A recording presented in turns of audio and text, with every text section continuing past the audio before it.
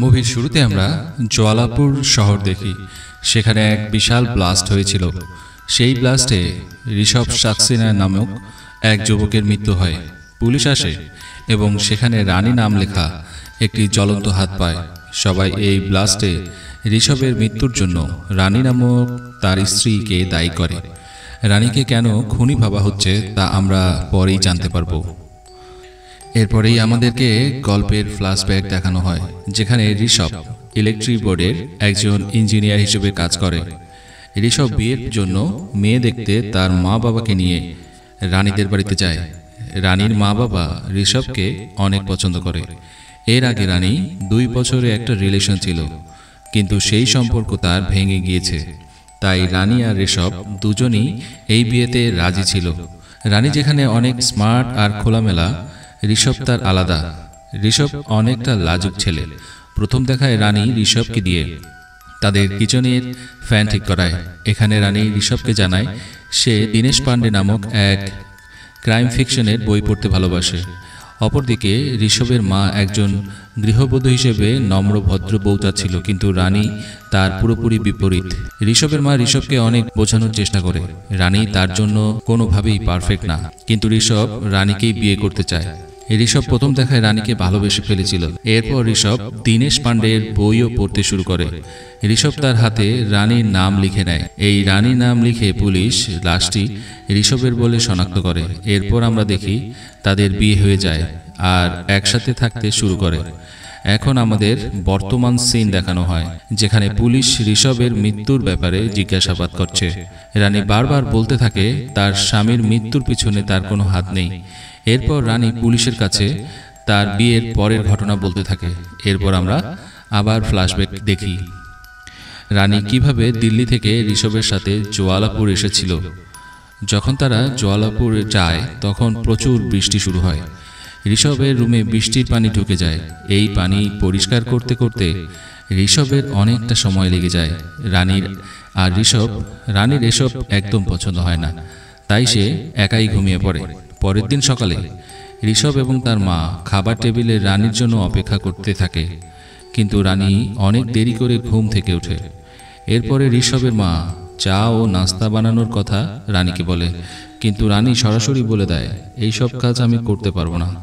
এতে রানী আর তার শাশুড়ির সাথে হালকা ঝগড়া হয়ে যায়, কিন্তু ঋষভ তার মাকে চুপ করিয়ে দেয়। রানী মাঝে মাঝে তার শ্বশুরের চুল কালো কালার করে দিত, কারণ রানী পার্লারের কাজ জানত। একদিকে ঋষভ তার বন্ধুদের কাছে সাজেশন নেয় কিভাবে তার স্ত্রীকে নিজের কন্ট্রোলে রাখবে। অন্যদিকে রানী তার মা কাকির কাছ থেকে পরামর্শ নিতে থাকে। এরপর ঋষভের বন্ধু ঋষভকে বলে তাকে একটু শক্ত হয়ে থাকতে হবে, তবেই তার বউ তাকে মান্য করবে। সেদিন রাতে রানী ও ঋষভ ইন্টিমেট হতে যায়, কিন্তু ঋষভ মাঝে নার্ভাস হয়ে পড়ে। এই কারণে রানী অনেক রেগে যায়। তার মায়ের কাছে ঋষভের নামে উল্টাপাল্টা বলতে থাকে। এই সব শুনে ঋষভ অনেক কষ্ট পায় এবং তাড়াতাড়ি অফিস জয়েন করে। এইভাবে তারা দুজন একে অপরের থেকে দূরে থাকার চেষ্টা করে। একদিন ঋষভ তার রাগের কারণ রানীকে বলে দেয়। ঋষভ সবসময় রানীকে তার থেকে দূরে রাখে। ঋষভ MBA কোর্সে জয়েন করে ফেলে। রানী একা একা সময় কাটাতে থাকে। একদিন রানী ঋষভের ক্লাসে যায় আর ঋষভকে অন্য একটি মেয়ের সাথে কথা বলতে দেখে। এই সব দেখে রানী অনেক রেগে যায়। ঋষভকে উল্টাপাল্টা কথা বলে, এমনকি ওই মেয়েটির সামনে রানী তাদের সেক্স লাইফ নিয়েও কথা বলতে থাকে। ঋষভ বাসায় ফিরে রানীর সাথে এই ব্যাপারটি নিয়ে কথা বলতে যায়, কিন্তু রানীকে ফোনে কথা বলতে দেখে ঋষভ চলে যায়। এরপর রানী ঋষভের কাছে এসে বলে এটা একটা ভুল বোঝাবুঝি হয়েছে, কিন্তু ঋষভ রেগে হানিমুনের টিকিট ছিঁড়ে ফেলে। তাদের ঝগড়া হওয়ায় আবার কথা বলা বন্ধ হয়ে যায়। এত সময় এই সব কাহিনী রানী পুলিশকে শোনাচ্ছিল। এরপর পুলিশ তাদের এক প্রতিবেশীকে জিজ্ঞাসাবাদ করে। প্রতিবেশী মহিলা প্রশ্নের উত্তরে নীল নামক একটি ছেলের কথা বলে। সে বলে যখন রানী আর ঋষভের ঝগড়া চলছিল তখন ঋষভের কাজিন নীল তাদের বাড়িতে বেড়াতে আসে।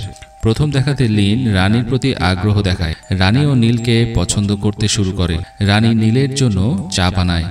নীল রানীর কাছে মাটন খেতে চায়।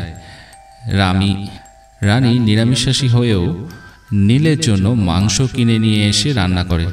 পুলিশ এইসব কথা শুনে তাদের সন্দেহ আবার রানীর দিকে যায়। এরপর পুলিশ ঋষভের বন্ধুর সাথে কথা বলে। সে পুলিশ স্টেশনে রানীকে দেখে অনেক রেগে যায়। সে বলতে শুরু করে তার বন্ধু রানীকে অনেক ভালোবাসত, কিন্তু রানী তাকে খুন করে ফেলেছে। পুলিশ রানীকে আবার জিজ্ঞাসাবাদ করে। তখন রানী জানায় নীল এই বাড়িতে থাকতে সে আর নীল অনেক ক্লোজ হয়ে গেছিল, কিন্তু হঠাৎ একদিন নীল কাউকে কিছু না জানিয়ে সেখান থেকে চলে যায়। এর কারণে রানী অনেক আঘাত পায়। এরপর বাসায় ঋষভ আসে। সে খাবার খেতে বসে। তখন রানী সরাসরি নীলের ব্যাপারে সবকিছু ঋষভকে বলে দেয়। ঋষভ খেতে খেতে চুপ করে সবকিছু শুনতে থাকে। রানীকে কিছুই বলে না। এরপর পুলিশ অফিসার রানীকে জিজ্ঞাসাবাদ করে, তোমার কি এইসব করতে খারাপ লাগেনি? তখন রানী বলে এইসব কিছুর জন্য তার আফসোস হয় না, কারণ এইসব হওয়াতে সে আসল ঋষভকে চিনতে পেরেছে। পরের দিন ঋষভ দিল্লি যায়, যেখানে নীল থাকে। নীলকে দেখতেই সে নীলের উপর আক্রমণ করে। নীল অনেক শক্তিশালী ছিল, তাই সে ঋষভকে ধরে অনেক মারতে থাকে। তারপর সন্ধ্যায় ঋষভ বাসায় ফিরে আসে আর রানীর সাথে অনেক ঝগড়া করতে থাকে। পরের দিন ঋষভের মা বাবা তাদের এক আত্মীয় বাড়ি বেড়াতে চলে যায়। এদিকে রানী ব্যাগ গুছিয়ে তার বাপের বাড়ি চলে যেতে চায়, কিন্তু রাস্তায় কিছু ছেলে তাকে অনেক বাজে বাজে কথা বলতে থাকে। তখন সেখানে ঋষভ চলে আসে। ছেলেগুলো তখন রানী আর নীলের অবৈধ সম্পর্কের কথা বলে তাদেরকে অপমান করতে থাকে। তখন রানী আর তার বাপের বাড়ি যায় না, সে ঋষভের কাছেই থেকে যায়। কিন্তু ঋষভ মনে মনে রানীকে ঘৃণা করত। ঋষভ নানাভাবে রানীকে কষ্ট দেওয়ার উপায় খুঁজত। সে কখনো রানীকে ফেলে দিয়ে ব্যথা দিত, আবার কখনো চুলার আগুনে রানীকে ঝলসে দেওয়ার চেষ্টা করত। কিন্তু এত কিছুর পর রানী ঋষভকে ছেড়ে যায় না। একদিন ঋষভ তার বন্ধুদের সাথে বসে আড্ডা দিচ্ছিল। তখন রানী সেখানে চলে আসে। রানী ঋষভকে বাসায় যেতে বলে, কিন্তু ঋষভ উল্টা রানীকে অপমান করতে থাকে। তখনই ঋষভের বন্ধু তাদের একসাথে দেখে সেখান থেকে চলে যায়। রানী ছাদের কার্নিশের পাশে দাঁড়িয়ে ঋষভকে বলে, তুমি চাইলে এখন আমাকে খুন করে ফেলতে পারো, এরপরও আমি তোমার সাথেই থাকবো। রানী ঋষভের কাছে ক্ষমা চায়। তখন ঋষভ রানীকে ধাক্কা দিয়ে ফেলে দিতে চায়, কিন্তু তারপরে রানীর হাত ধরে ফেলে। তখন রানী ঋষভের কাছে আবার ক্ষমা চায়। তখন ঋষভ বুঝতে পারে রানী তার ভুল বুঝতে পেরেছে। তখন তারা একে অপরকে জড়িয়ে ধরে কাঁদতে থাকে। রানী ভালো বউ হওয়ায় সব রকম চেষ্টা করছিল, এমনকি সে তার শাশুড়িকে ফেসিয়ালও করে দেয়। সবকিছু ঠিকভাবেই চলছিল, কিন্তু একদিন রাস্তায় ঋষভের গাড়ির আয়না নীলের বাইকের সাথে লেগে ভেঙে যায়। এই কারণে রানী রেগে নীলের বাইকের আয়না ভেঙে ফেলে। এরপর ঋষভ নীলের বাইকের পিছু নেয়, কিন্তু রাস্তার মাঝে তাদের গাড়ি বালিতে আটকে যায়। তারা গ্যারেজে গাড়িটি ঠিক করতে নেয় এবং সেখানেই তারা একে অপরকে প্রথমবারের মতো কিস করে। সেখানে ইন্টিমেট হয়।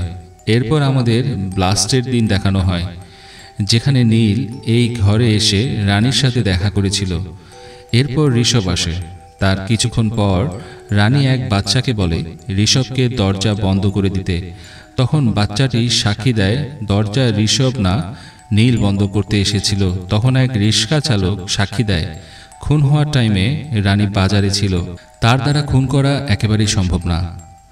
এরপর পুলিশের হাতে সিসি ক্যামেরায় রেকর্ড হওয়া একটি ভিডিও আসে। সেই ভিডিওতে দেখা যায় যখন ব্লাস্ট হয় তখন ঘরের পিছনে নদীতে লাফ দিয়ে নীল সেখান থেকে পালিয়ে যায়। অন্যদিকে পুলিশের আরও কেজের চাপ ছিল, যে এই কেসটি ইনভেস্টিগেশন করছিল সে বড় অফিসারের কাছ থেকে আরও 2 দিন সময় চায় রানীকে বেস্ট লাইন টেস্ট করার জন্য। এর পরের দিন রানীকে পুলিশেরা ভিডিও দেখিয়ে অনেক জিজ্ঞাসাবাদ করে। রানী কিছুই বলছিল না। তখন পুলিশ রানীকে একটি রুমে বন্দি করে আর অনেক শারীরিক নির্যাতন করে। তাতেও রানী তার মুখ খুলে না। পরের দিন সকালে রানীকে ব্রেস্ট লাইন টেস্ট করার জন্য ডাকা হয়। তখন রানী ওয়াশরুমে যেতে চায়। রানী ওয়াশরুমে গিয়ে বারবার তার পায়ে সুই দিয়ে আঘাত করে। কেউ যখন ব্যথার মধ্য দিয়ে যায় তখন বেস্ট লাইন টেস্টে তার সব কথার রেজাল্ট একই দেখায়। সবাইকে ধোঁকা দেওয়ার জন্য রানী এই কাজটি করেছিল, কিন্তু ডাক্তার রানীর এই সব কিছু ধরে ফেলে। রানী সেই টেস্টে পাশ করে।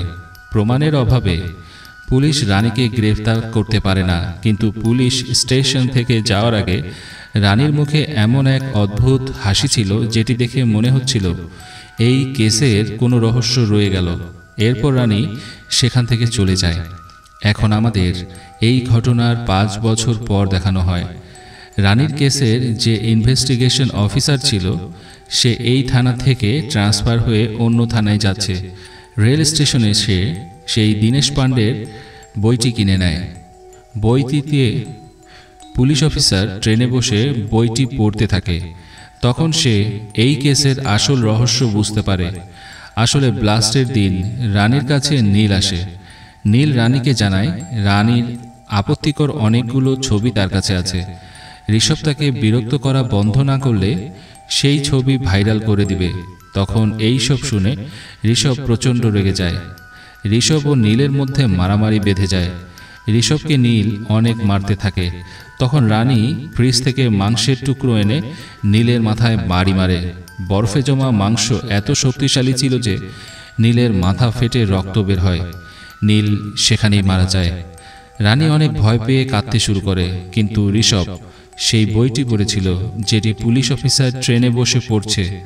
এই বইতে এমনই এক ঘটনা ঘটেছিল যেটি থেকে বের হওয়ার কথা এই বইটিতে লেখা ছিল। সেই বইয়ের মতে ঋষভ কাজ করতে থাকে। সে রানীকে সান্ত্বনা দিতে থাকে। তারপর ঋষভ একটি ছুরি দিয়ে নীলের একটি হাত কেটে ফেলে এবং সেই ছুরি দিয়ে নিজের ট্যাটুওয়ালা হাতটি কেটে ফেলে। রানী সব রক্ত পরিষ্কার করে। সে মাংসের টুকরো নিয়ে বাজারের দিকে যায়। ঋষভ নীলের জামাকাপড় পরে নেয়। ঋষভ নীলের জামাকাপড় পরে দরজা বন্ধ করতে আসে যাতে পুলিশ ভাবে নীল বেঁচে আছে। রানী মাংসের টুকরো কুকুরকে খাইয়ে দেয়। ঋষভ সেই বইটি পুড়িয়ে ফেলে যেই বই থেকে সে এই সব বুদ্ধি পেয়েছিল। গ্যাসের কারণে সারা বাড়ি ব্লাস্ট হয়ে যায়।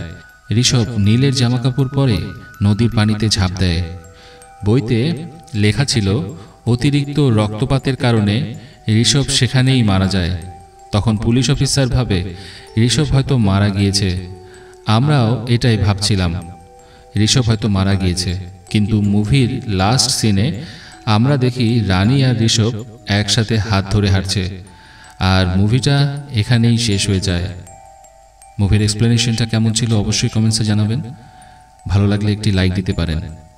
আর যারা এখনো চ্যানেলটিকে সাবস্ক্রাইব করেননি তারা চ্যানেলটিকে সাবস্ক্রাইব করে আমাদের সঙ্গেই থাকতে পারেন।